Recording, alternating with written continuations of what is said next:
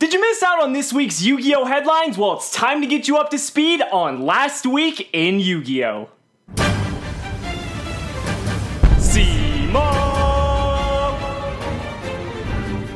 What's going on, guys? It's Cimo, and welcome to Last Week in Yu-Gi-Oh! The show where we cover all of last week's Yu-Gi-Oh! Headlines to make sure you're up to date. Starting off with some breaking news, as a matter of fact. Usually I would cover this next week, but this is such a big piece of news, I felt it deserved to be covered today. And that is the fact that number 41, Babushka, is going to be an OCG import coming in Circuit Break. This is a really big deal because Babushka is a card that a lot of us didn't really know when we were supposed to get in the TCG. It was supposed to be released a while ago, and a lot of people were speculating that it might have been a YCS prize card, which was a little bit preposterous, but at the same time, we didn't have it at the time, so at that point, anything is fucking possible, especially considering the fact that, you know, Konami of America made Minerva a prize card for Lightsworn. But Babushka is an absolute beast of a rank 4. If the rank 4 toolbox wasn't already good enough, Babushka is going to be a nice addition. The fact that you now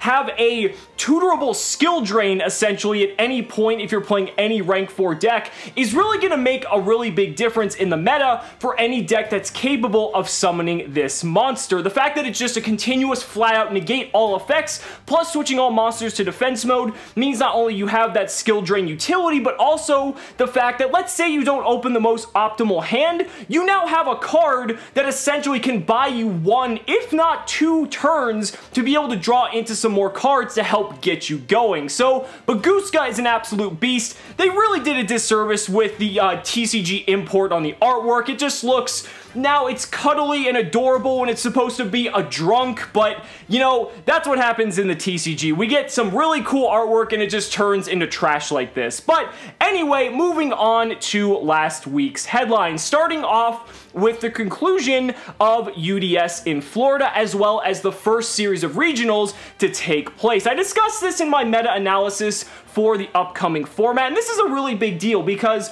we've got decks like Pendulum Magician, we've got True Draco variants, we've got ABC, we've got Trickstar. I mean, there's Paleozoic. There's so many different decks that are actually able to compete at the moment. Yeah, some are better than others, obviously, but compared to the meta we were previously before the ban list went into effect, where Zodiac and True Draco were pretty much just dominating everything, I think this is a nice breath of fresh air, and a lot of people seem to collectively agree that the ban list was for the better. Now, people are kind of coming to the harsh reality that Pendulum Magician is arguably the best deck of the format, and if you're going to be playing the game on any sort of competitive caliber, that's the deck you need to look out for moving forward, whether it's a regional, whether it's a YCS you have coming up. Hell, even your locals might start becoming infested with Pendulum Magician players everywhere you look. But you also don't want to undermine decks like any True Draco variants, and that's also talking about things like Invoked, or you've got the Wind Witches. There's so many different variants of True Draco that currently exist in the game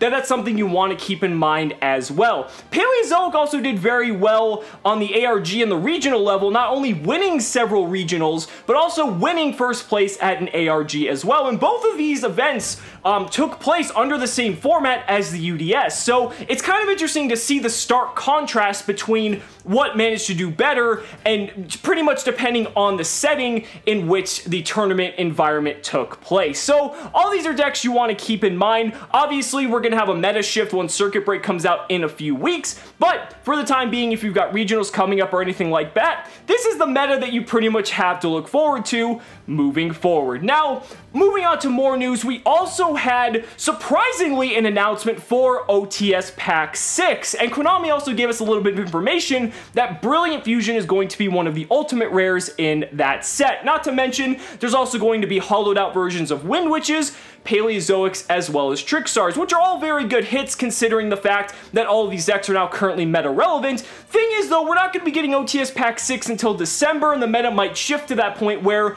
these decks might become less relevant, but at the same time, it was kind of just a nice surprise that, you know, even though OTS Pack kind of just came out only about a month and a half ago, we're already talking about OTS Pack 6 and what nice shiny cardboard we have to look forward to in the future. Now, Moving on to some other news, we also got an announcement date for the Wave of Light structure deck, which is the Counter Fairy structure deck for those of you who don't know. It's going to be released on January 19th, 2018, the first big structure deck of the year, and I think this is going to be a really big one because this is going to be another one of those structure decks where if you buy 3 copies of it, you're going to have a very good, viable, competitive deck. It might not be the best deck you've ever used, but at the same time, it's a very good option for players that are wanting to play on a budget and also have absolutely no friends because of the fact they're going to be playing Counter Fairy and pretty much ruining everyone's day, whether it's at locals, whether it's at regionals, anywhere they go, they are just going to be fucking shit up.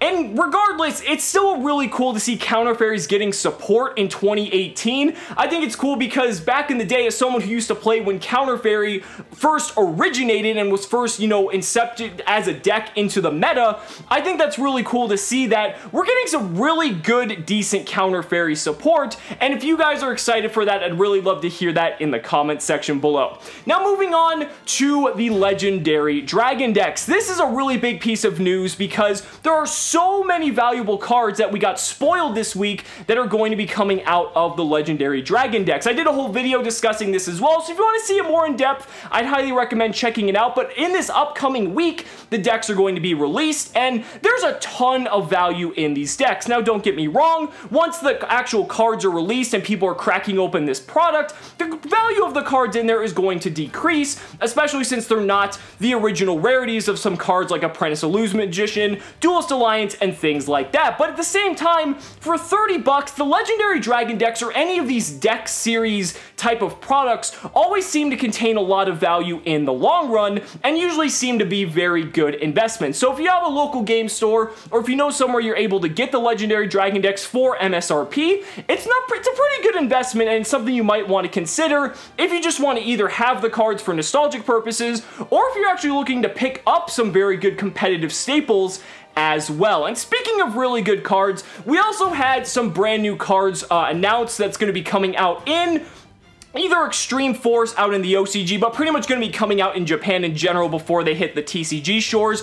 First one is Antique Gear Fusion, which is an incredible piece of support for the Ancient Gear archetype, essentially giving them a pseudo Shaddoll fusion, which, if you say that any archetype gets a Shaddoll fusion, that sounds really fucking good to me. Crystal Beast also got some support as well, being able to now search out any crystal spell or trap, and also a fusion in a trap card that allows you to easily more go into cards like Rainbow Dragon and other variants of that card as well, and that's really cool to see. Again, will it be a competitive archetype? I doubt it, but it's still nice to see for nostalgic purposes that Konami is supporting these older archetypes that a lot of people have a lot of nostalgia for. And last but not least, on the new card front, we also have a new card that's kind of like the hand trap we discussed last week. It just allows you to, as a quick play spell, change the zone of one of your monsters to a different zone. It's pretty lackluster, it's pretty bad, and it's really not something you should be writing home about.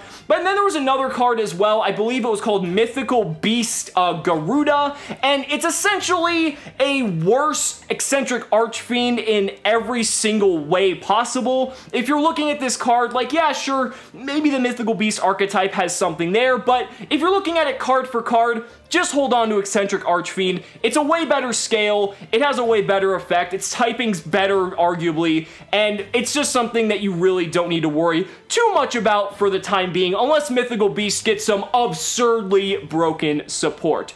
Now, last but not least, I wanted to wrap up this week's news with OCG Spirals, because if you guys haven't been paying any attention, the OCG is now being absolutely dominated by this fucking deck. 77% of the meta is being completely comprised of Spirals. The deck is asserting its dominance. Now, do keep in mind that here in the TCG, it is very different, not only from our card pool, but also because of the fact that we do have different decks that are still reigning dominant, being True Draco, since Masterpiece is still at 3, as well as Diagram, and then we have Pendulum Magician at full power as well. So, will the deck reign supreme when it comes out in Circuit Break and we get Double Helix? Time will tell, but it's still interesting nonetheless to see a deck like Spiral just having this much of a profound impact on the OCG's meta. But guys, that's gonna wrap it up for this week's episode of Last Week in Yu-Gi-Oh! Let me know down in the comments what you guys thought about this week's headlines, and if there was anything else I missed, I would love to hear that in the comments below. But we had a really good week of news. Let me also know what your favorite piece of news was coming out, because